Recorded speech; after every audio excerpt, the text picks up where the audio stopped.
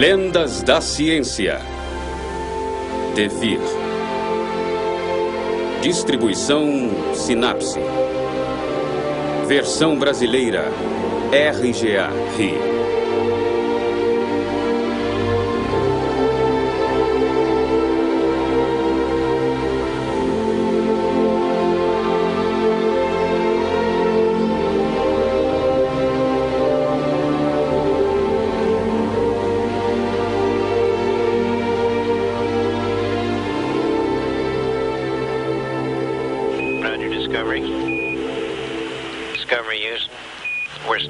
On the go. If you got a camera right there, could you get us a photograph of the middle spa on the V2 lower blanket? That's the middle spa on the plus V2 lower blanket.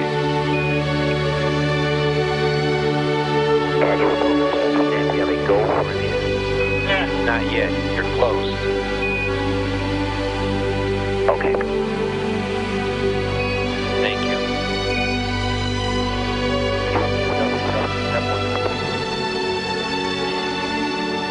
Acreditamos que tudo permanece, nada muda. Por quê? Porque nossa vida é breve, nossa memória fraca, nossa ciência recente e nossa história curta. Acreditamos que tudo permanece porque confundimos o tempo das coisas com rastros humanos, com a história, com nossos idiomas. Ao contrário, nada subsiste por muito tempo. Tudo muda, tudo nasce, se torna, se transforma ou evolui. Por exemplo, a flora, as ninféias, os nenúfares, as plantas angiospermas, surgidas na era secundária há 140 milhões de anos. A fauna, os dinossauros tão famosos que surgiram da mesma forma que desapareceram. Os homens também. Esse animal que a ciência chama de Homo sapiens. E a história que nasce com a linguagem e as civilizações que sabemos que são mortais. Tudo muda, nasce, se torna. O ar e o mar são sacudidos por tempestades, a terra que treme, o fogo que se apaga. Sim, nada subsiste por muito tempo. Tudo muda e tudo se torna. Mas como muda? Como muda ao longo de que tempo? Um tempo curto ou longo?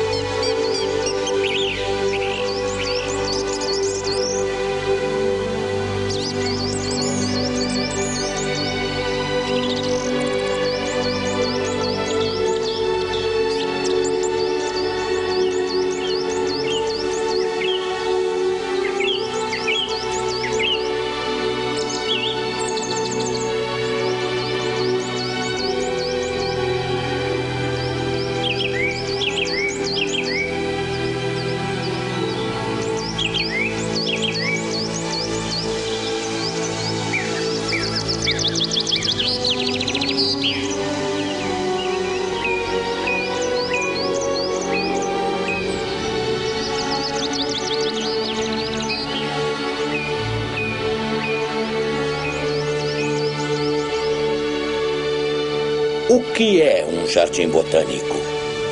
É a projeção de um mundo inteiro em um pequeno espaço. É uma coleção, um resumo, um banco, ou como se diz hoje, um banco de dados. É uma conta em banco da natureza. Nele estão todas as plantas e, é bom lembrar, muitas gerações de naturalistas viajaram pelo mundo inteiro para trazer o máximo de plantas possíveis e até todas as plantas do mundo.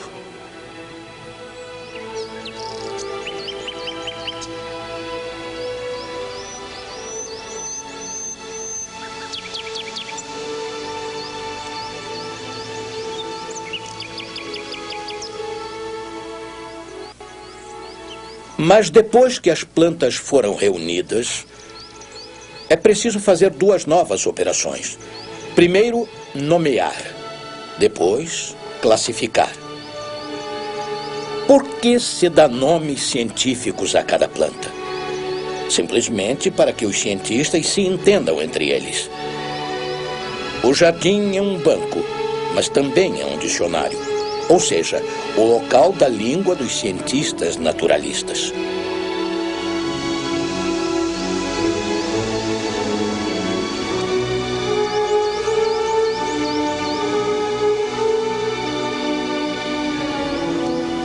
O jardim coloca lado a lado plantas do mesmo gênero. Depois, da mesma espécie. Depois, da mesma classe. Do mesmo entroncamento e assim por diante. Portanto, o jardim é um espaço abstrato porque reproduz a classificação. Ao mesmo tempo, é um local totalmente real, mas quase ideal, onde a classificação ou a árvore genealógica das espécies se reproduz. Um curioso jardim que é uma memória, já que é a memória do conjunto dos seres vivos do mundo, como um dicionário que reproduz um mapa, mas um mapa real da geração dos seres vivos. Uma determinada planta que está no jardim botânico ao lado de outra, na realidade, uma fica no Chile e outra na Sibéria. Colocam uma ao lado de outra plantas da mesma espécie que vivem na realidade em climas diferentes. Algumas vão morrer ou desaparecer completamente. Outras não irão se adaptar ou perecerão. Ou, pelo contrário, irão se comportar perfeitamente e continuarão existindo. Mas se elas se adaptam, será que vão se transformar? Eis a questão. Se a planta se adapta, como ela se transforma? Por que mecanismo? Esta é toda a questão que vai nos levar da classificação do jardim à evolução. Veremos que as grandes árvores de classificação, projetadas em paisagens do jardim, poderão parecer para os naturalistas um corte de outra grande árvore criada muito mais tarde, a da evolução. Trata-se do tempo.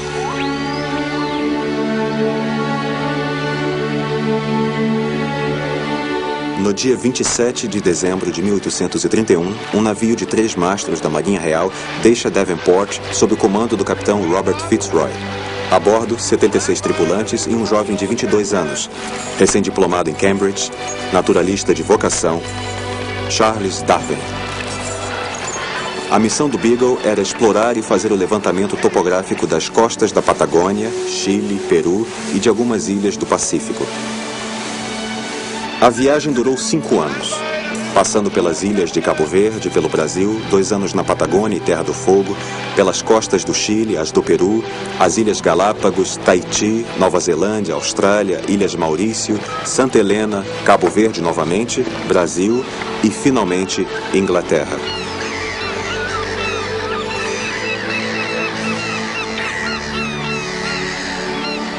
Agora coloca-se a questão do tempo.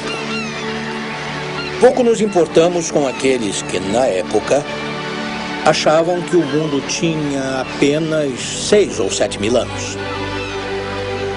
Mas será que podemos zombar deles? Será que depois de milhares, milhões e bilhões de anos, podemos realmente imaginar o que é 1 milhão ou 1 bilhão de anos para a evolução das coisas? Aqueles que achavam que o mundo tinha apenas 6 mil anos, apenas projetavam nas coisas o que se sabia da história dos homens. Ou seja, da história da linguagem. Eles achavam que o mundo era uma língua, que era apenas o que se dizia sobre ele. Eles não tinham levado em consideração o tempo real do mundo. E neste tempo real, começaram as dificuldades. Porque os astrônomos começavam a ter uma vaga ideia do tempo necessário para o resfriamento dos planetas, por exemplo.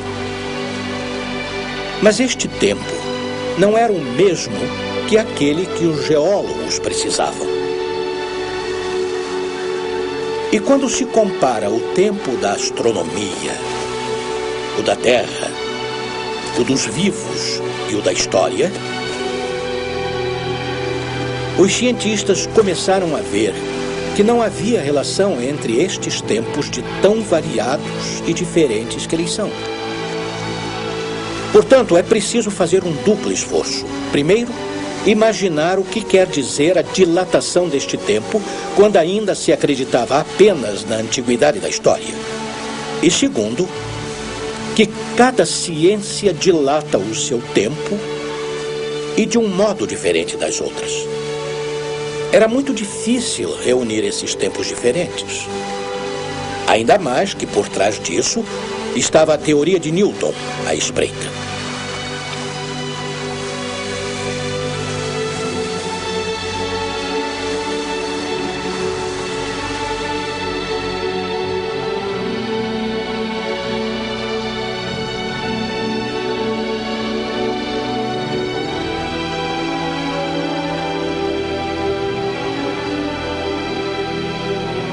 A teoria de Newton era uma teoria mecanicista. Ela só tratava de forças e movimentos. Assim sendo, o mundo já devia obedecer às leis de Newton desde o início. Quem era newtoniano não podia ser fixista. Não se entendia por que o relógio, que funcionava perfeitamente, mudaria de forma, de força ou de movimento se ainda funciona hoje como funcionou ontem, anteontem e assim por diante. Mas muitas vezes se esquece de dizer a que ponto houve uma batalha profunda entre o modelo mecanicista newtoniano, que levava a um certo fixismo, e o modelo darwiniano, que fazia com que se considerasse as coisas em processo.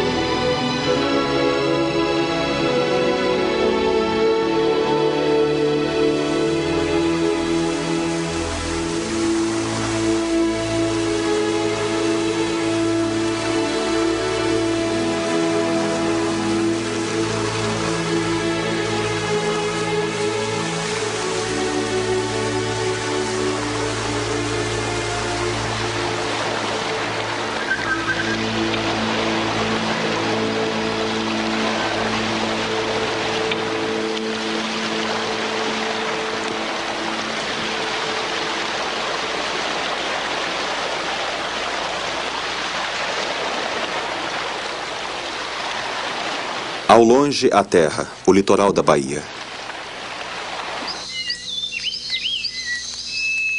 Estamos na floresta sul-americana.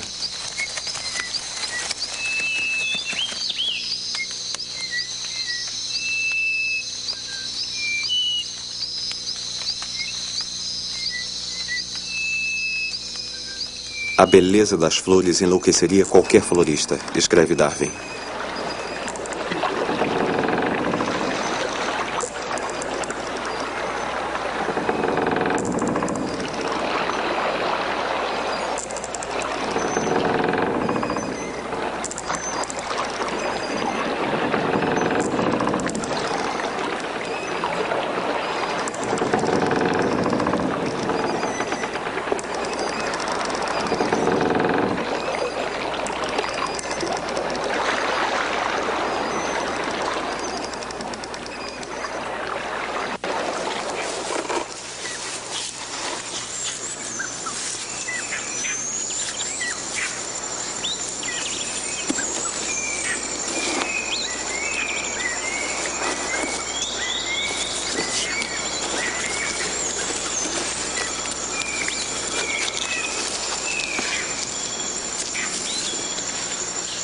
Em uma praia de Bahia Blanca, perto de Buenos Aires, Darwin desenterra ossos de espécies gigantes extintas, um bicho-preguiça, um tatu e um lhama. A maioria tem equivalência hoje em dia, como o guanaco.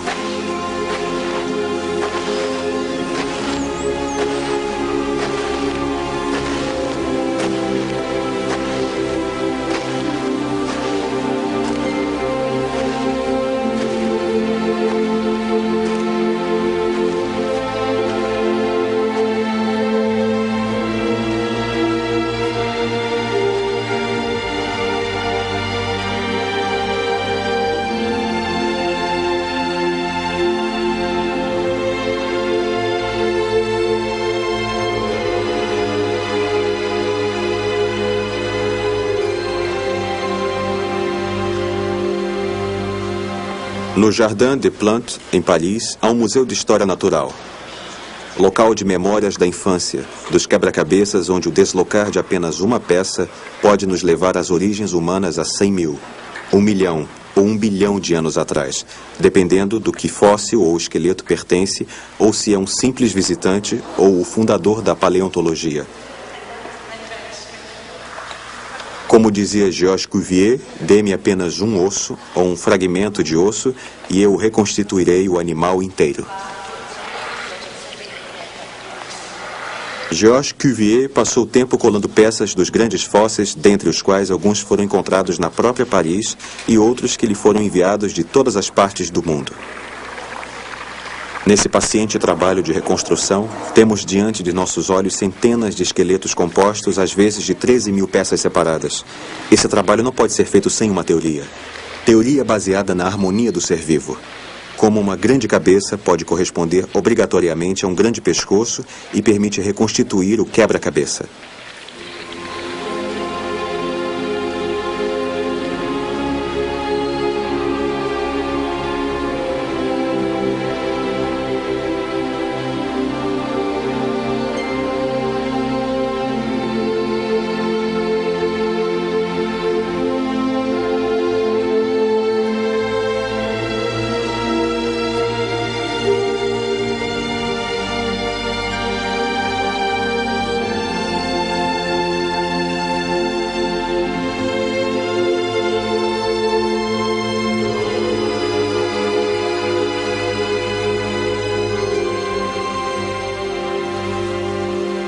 Como ele considerava que as espécies não mudavam?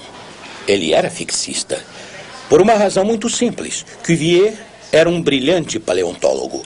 Conhecia perfeitamente os fósseis de eras desaparecidas e considerava que estes representavam espécies que tinham desaparecido completamente do planeta. Ele acompanhava a sua doutrina fixista de outra doutrina, chamada a teoria das catástrofes.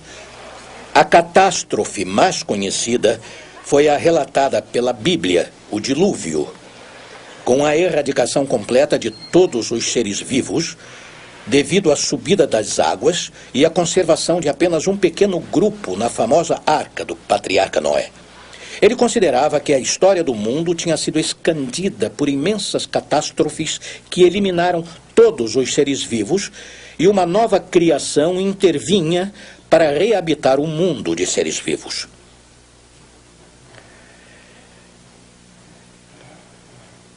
Ele foi um fixista de época em época, separadas por cortes.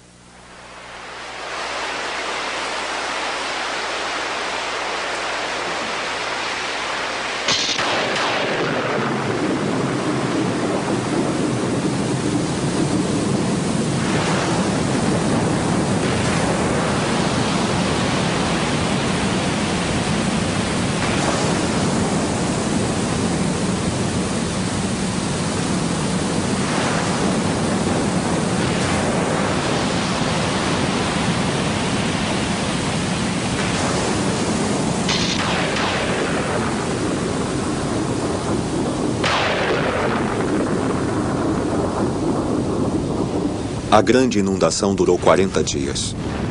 O nível da água sempre aumentava até que as mais altas montanhas fossem completamente cobertas.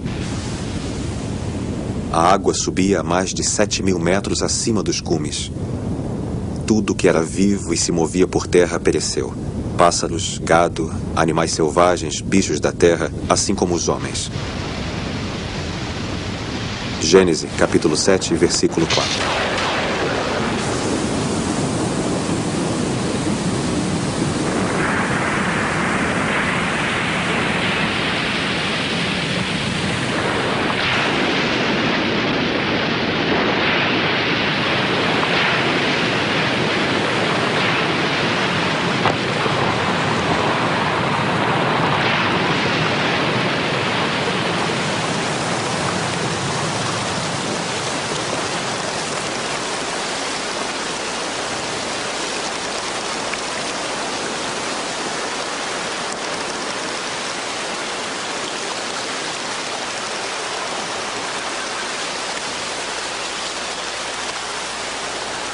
Perto da Baía de Nassau, um avestruz fêmea foi capturado e encaixotado para ser levado para a Inglaterra. Depois, ele será chamado de Nandu de Darwin.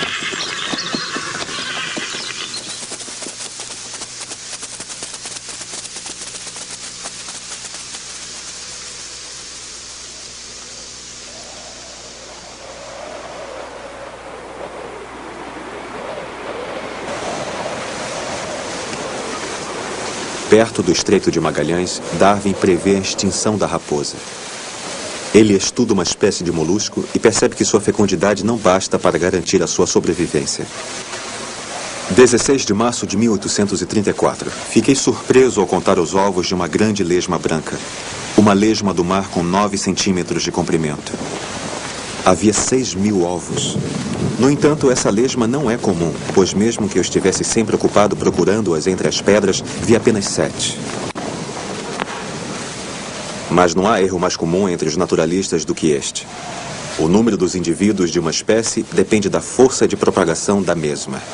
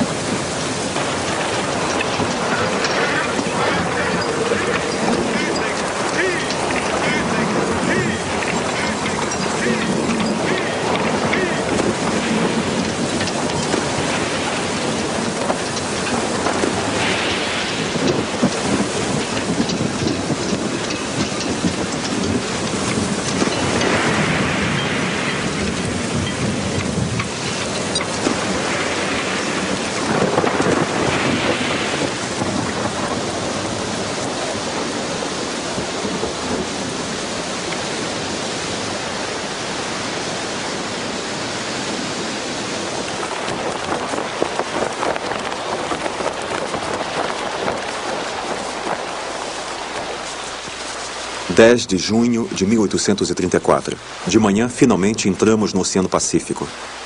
Passamos pelas fúrias ocidentais e orientais. Um pouco depois, ao norte, estava a Via Láctea, passagem assim chamada por causa da grande quantidade de recifes que deixa o Mar Branco de espuma. Bastaria um olhar neste litoral para quem não está acostumado ao mar ficar durante 8 dias imaginando naufrágios, perigos e morte. É com este último olhar para esta cena terrível que nos despedimos para sempre da Terra do Fogo.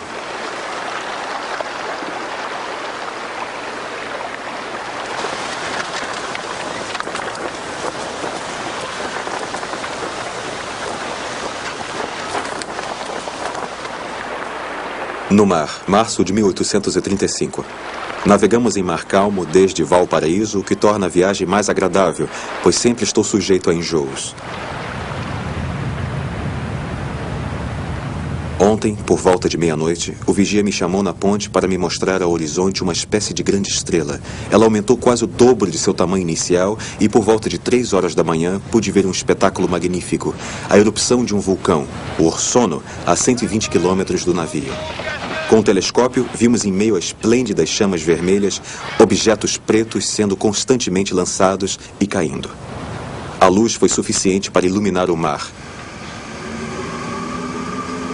De manhã, o vulcão volta à sua tranquilidade.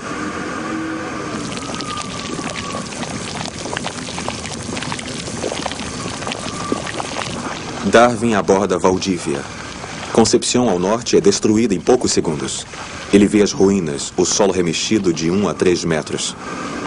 Ele anota o seguinte em seu caderno de viagem: o soerguimento desta região oferece um interesse muito particular porque foi palco de um grande número de violentos terremotos e por causa da grande quantidade de conchas espalhadas pelo chão, a uma altura de provavelmente 180 ou até 300 metros, creio eu. Nos Andes, acima de Valparaíso, encontram-se conchas fósseis a 4.000 metros. Todos estes elementos indicam um lento soerguimento da crosta terrestre.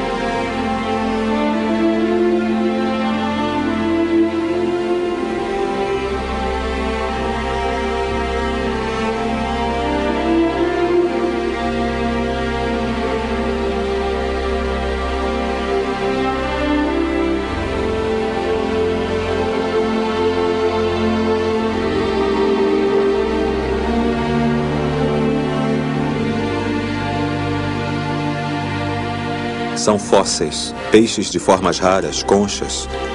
Às vezes há 2 fósseis de uma mesma espécie ligeiramente diferentes. Cada um é datado, 70 milhões de anos para um e 10 milhões para outro. Também há conchas terciárias dos arredores de Paris. Sabemos que é uma história da Terra, é a geologia nascente e o ser vivo. O ser vivo não é fixo como pensava Cuvier. É o que explica a sua diversidade. A vida foi se passando sem interrupção de suas origens aos dias de hoje. As espécies derivam umas das outras ao longo dos tempos geológicos e, acima de tudo, as mudanças que interferem são muito, muito longas, de milhões de anos. Existe aí a grande ideia da evolução. O homem que descobre o tempo. O tempo da vida se chama Jean-Baptiste de Monnet, cavaleiro de Lamarck. Ele acaba de entrar para o Museu de História de Ciências Naturais como professor. Ele é médico e botânico. O ano é 1793. Pela primeira vez, ele faz com que intervenha a imensidão da dilatação do tempo. Ele pede um tempo enorme, de longuíssima duração, para que os organismos se transformem. A palavra longo é repetida.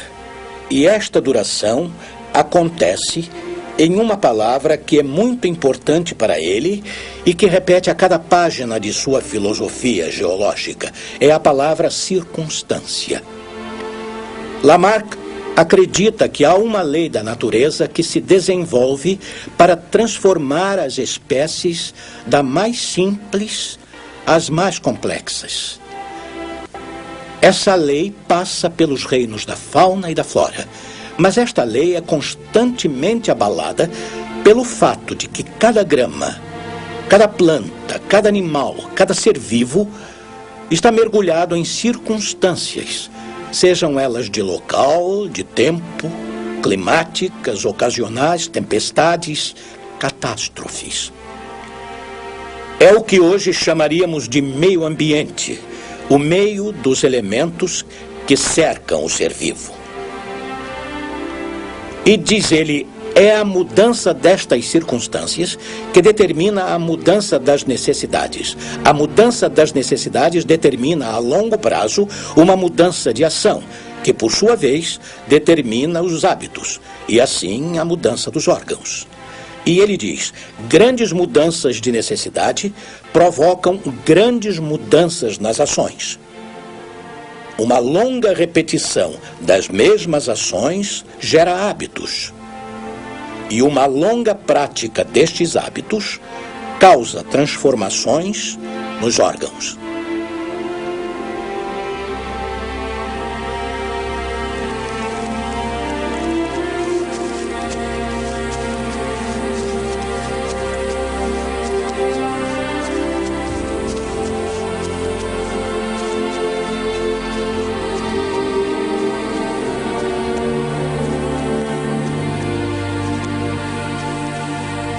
Quando Lamarck trouxe o seu exemplo, que é ridicularizado hoje, da girafa que tem um pescoço muito comprido, pois ao longo das gerações o pescoço foi se alongando até alcançar uma determinada altura para comer as folhas de algumas árvores muito altas, Darwin traz o exemplo do urso polar, que de tanto nadar de boca aberta nas águas geladas, transformava-se aos poucos em baleia.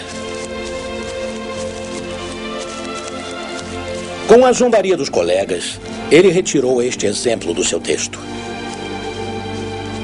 Portanto, a ideia do que mais tarde passaríamos a chamar de hereditariedade é compartilhada por boa parte dos cientistas da época que não conheciam a genética nem a hereditariedade.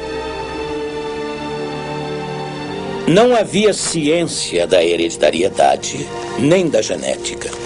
Mas o que diferencia as obras de Lamarck e de Darwin é que, além da afirmação da evolução, há um sistema racional de explicação do mecanismo da evolução. Claro que os animais se transformam, mas como eles se transformam?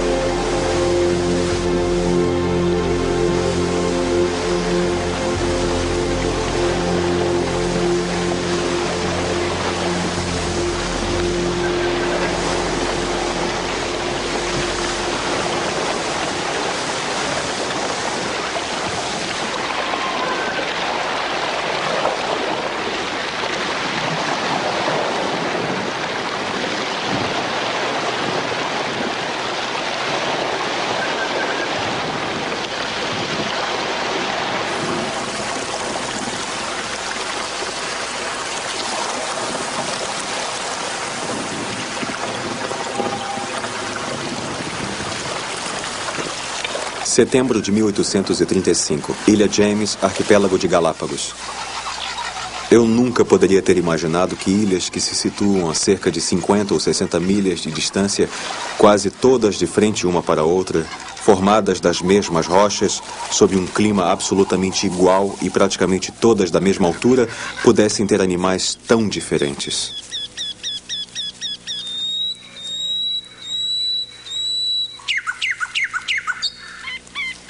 Darwin compara espécies de pássaros, fica impressionado com a incrível variação das plantas e animais de uma ilha para outra.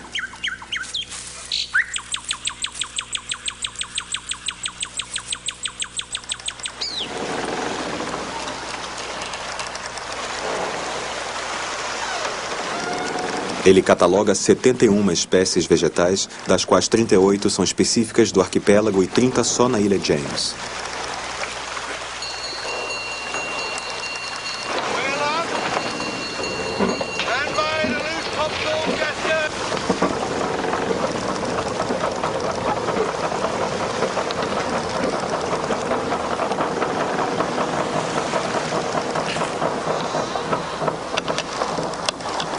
Da mesma forma que durante o seu crescimento, os brotos produzem outros brotos que espalham galhos por todos os lados que sufocam e ultrapassam os galhos mais fracos, creio que a geração agiu do mesmo modo para a grande árvore da vida, cujos galhos mortos e quebrados foram abafados nas camadas da crosta terrestre, enquanto as magníficas ramificações vivas e sempre renovadas cobriam a superfície.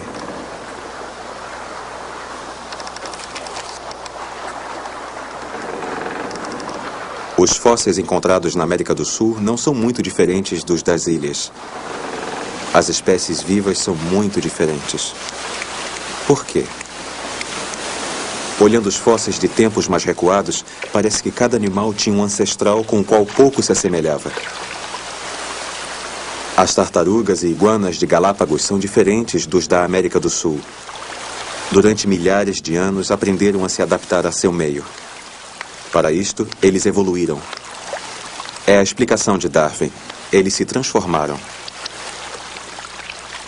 Mas o essencial é descrever o mecanismo da evolução ou da transformação.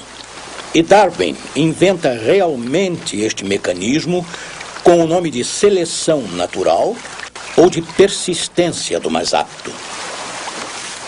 E na origem das espécies, ele diz: chamo de seleção natural ou de persistência do mais apto o desaparecimento das variações que não são favoráveis e a manutenção das variações que o são.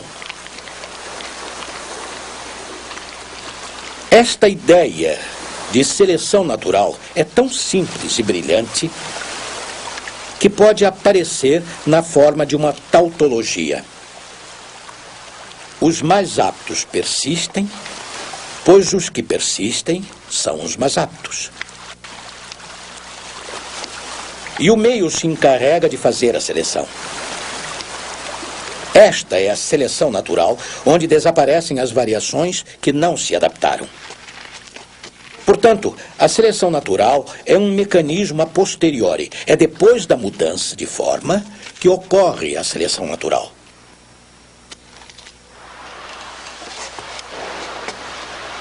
Muitos naturalistas fizeram viagens como esta para Galápagos e fizeram observações muito parecidas com as de Darwin. O que diferencia Darwin de todos os outros não é o fato de ter feito a viagem, pois quase todos a fizeram. Também não é o fato de ele ter observado de perto determinados casos, e sim que a partir de tal animal em Galápagos, ou de tal organismo vivo e suas variações, ele tenha pensado em um sistema explicativo racional que é o da mutação e seleção, ou seja, a transformação e a seleção natural. Foi o que fez Darwin ser Darwin. Mas agora toda a questão é saber como é feita essa transformação. Neste ponto existem apenas duas respostas. Uma é lamarckiana. É o meio que se encarrega da transformação. Em relação a isso, Darwin é tão lamarckiano quanto o próprio Lamarck. Mas há uma segunda possibilidade que parece ter sido confirmada pela ciência contemporânea, que é o acaso. As variações e transformações ocorrem por acaso. E é só mais tarde, quando se teve a ideia extremamente precisa do que é o material genético, que se descobre o que é uma mutação.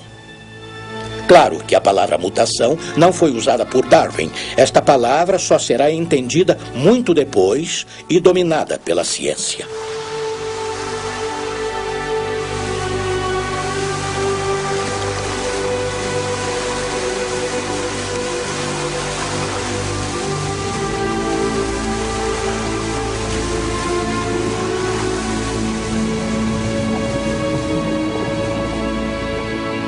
Ao largo das Ilhas Coco, outubro de 1836. Darwin entende que o lento movimento de depressão da crosta terrestre sob o peso dos restos sedimentários encontra o leve soerguimento marinho causado pelo crescimento dos corais. O lento encontro destes dois movimentos cria os atóis. Ele anota em seu diário de bordo: à medida que o Recife vai afundando, os corais se desenvolvem vigorosamente, sempre subindo em direção à superfície. Mas à medida que a ilha afunda, a água cobre o solo. As montanhas isoladas formam ilhas separadas dentro de um grande recife, até que o ponto mais alto da ilha desaparece. Assim que ocorre o desaparecimento, temos um atol perfeito. Tirando a ilha do meio de um recife barreira, resta um atol.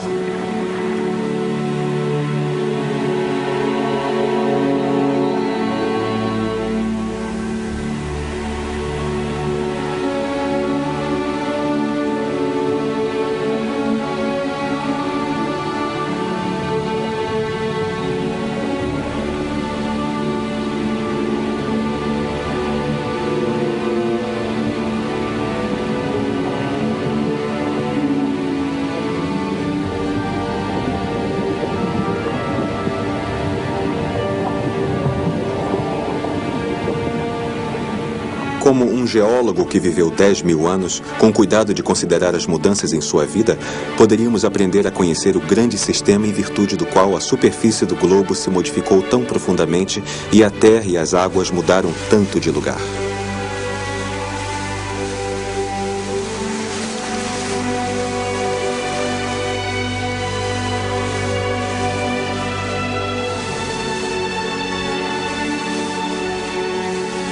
A descoberta do transformismo de Lamarck para os vivos ou da evolução de Darwin é contemporânea da mesma teoria em geologia, que é a ciência da Terra. Para a Terra e a sua evolução, passamos a precisar de um tempo tão longo quanto o que os naturalistas precisaram para explicar a evolução dos seres vivos. E mais tarde, precisaremos da mesma dilatação de tempo para explicar as transformações hominianas, não só da história, mas do Homo sapiens, do Homo erectus em geral. Portanto, as três ciências seguem todas quase no mesmo passo: a ciência da Terra, dos seres vivos e a do homem. Para entendê-las, precisamos de uma incrível dilatação de tempo.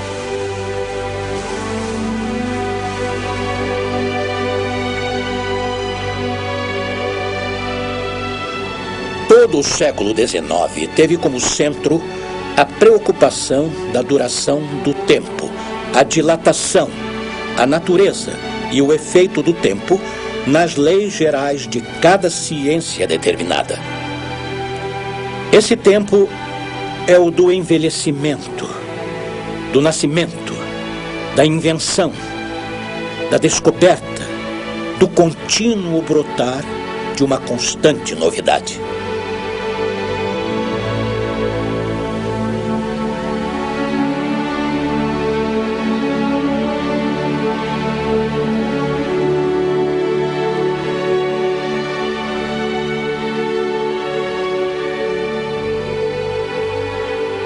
Quando Beagle sobe o Oceano Atlântico em direção à Inglaterra ao fim de uma viagem de 5 anos, Darwin sabe que o que vemos nem sempre é. Ele sabe que as espécies evoluem, que a vida na Terra tem uma história. sabe como contar a origem das espécies e a do homem. Ele tinha 27 anos.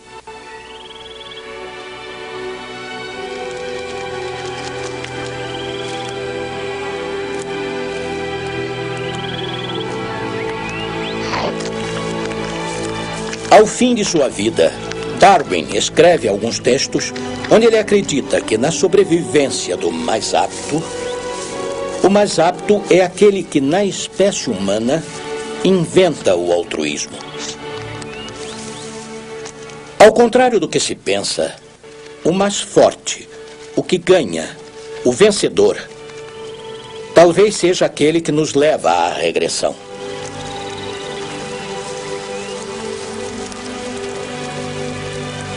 Curiosamente, a força bruta e física não é o que mais vale em nossa sociedade. Curiosamente, os velhos podem ter ideias geniais. Curiosamente, Homero era cego, Beethoven surdo e Toulouse-Lautrec paralítico. O que teríamos feito se o darwinismo social, somado ao eugenismo, tivesse eliminado Toulouse-Lautrec quando criança ou Homero porque era cego? Consequentemente, o progresso de nossas culturas e das civilizações parece ligado à proteção dos fracos, à veneração dos pobres e, às vezes, avança a partir dos mais miseráveis. Portanto, o darwinismo social, da forma como é interpretado na luta do mais forte e na sobrevivência do mais poderoso, é uma doutrina mais do que falsa. É criminosa. A verdadeira doutrina é a da fraqueza. O progresso humano passa pela proteção dos fracos. O progresso da humanidade passa pela miséria e não pela riqueza. Pela fraqueza e não pela força. Pela fragilidade e não pelo poder.